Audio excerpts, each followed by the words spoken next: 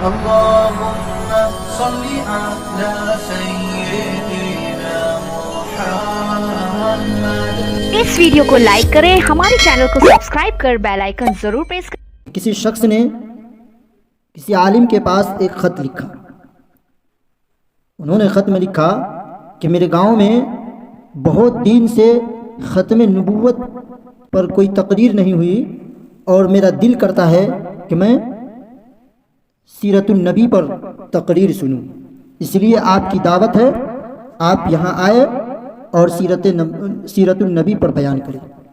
اس خط کو پڑھ کر کے اور اس کی جذبات کو دیکھ کر کے انہوں نے اس خط پر جواب لکھ دیا اور تاریخ متعین ہو گئی کہ فلاں تاریخ کو ہم پہنچیں گے.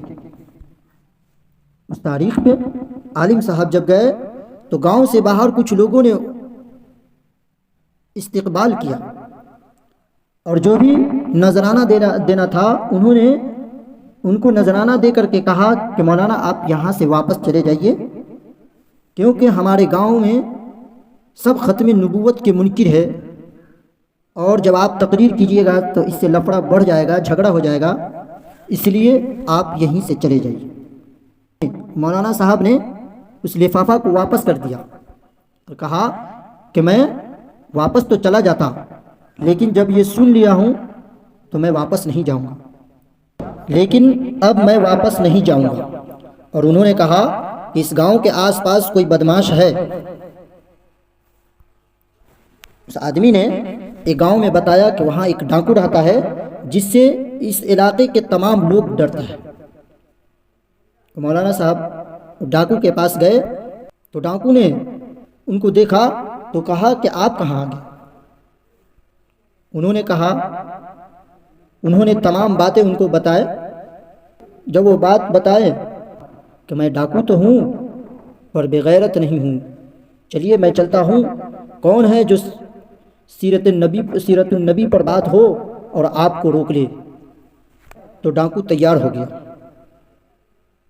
اور وہ آ کر کے جب تک تقریر ہوتا رہا وہ ڈاکو سامنے کھڑا ہو کر کے پہرا دیتا رہا اور کسی کو ہمت نہیں ہوئی کہ اس کے سامنے کوئی روک لگا. پھر محترم بزرگ اور دوستو، تقریر ختم ہو گئی، پروگرام ختم ہو گیا. کچھ دنوں کے بعد مولانا سے ایک شخص جو داڑھی رکھ کر کے ٹوپی وغیرہ پہن کر کے ان سے ملاقات کرنے کے لیے گیا اور بتایا کہ میں وہی شخص ہوں، میں وہی ڈاکو ہوں جو آپ کے ساتھ آپ کا پہرا دے رہا تھا.